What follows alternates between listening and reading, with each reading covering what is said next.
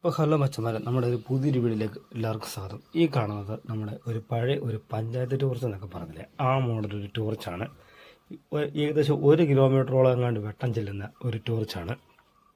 അപ്പോൾ ഈ ഒരു ടോർച്ചിൻ്റെ കംപ്ലൈൻ്റ് ആയിട്ട് നമുക്ക് കിട്ടിയതാണ് സർവീസ് ചെയ്യാൻ വേണ്ടി. അപ്പോൾ ഈ ഒരു ടോർച്ചിൻ്റെ അത് വരുന്ന കണ്ടോ, ഒരു ലെഡ് ആസിഡ് ബാറ്ററിയാണ്.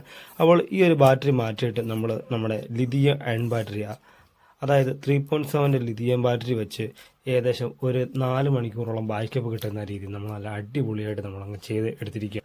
അതായത് നമ്മുടെ മൊബൈലിൻ്റെ ചാർജറൊക്കെ വെച്ച് ചാർജ് ചെയ്യാൻ, അതായത് മൊബൈലിൻ്റെ ഏത് ചാർജർ വെച്ചും ചാർജ് ചെയ്യാൻ പറ്റിയ രീതിയിലാണ് നമ്മളിത് സെറ്റ് ചെയ്ത് എടുത്തിരിക്കുന്നത്. അതായത് 5 വോൾട്ടിൻ്റെ നമ്മുടെ മൊബൈൽ ചാർജർ ഉപയോഗിച്ച് ചാർജ് ചെയ്യാൻ പറ്റുന്ന രീതിയിൽ ഇത് നമുക്ക് ആർക്ക് വേണമെങ്കിലും ഉണ്ടാക്കിയെടുക്കാം. വെറും സിമ്പിളായിട്ടാണ്. നമുക്ക് വെറും ഇതിൻ്റെ അകത്തൊരു ചിലവ് വരിക എന്ന് പറഞ്ഞു കഴിഞ്ഞാൽ വെറും ഒരു 200 രൂപയുടെ ചിലവ് മാത്രമേ വരത്തുള്ളൂ.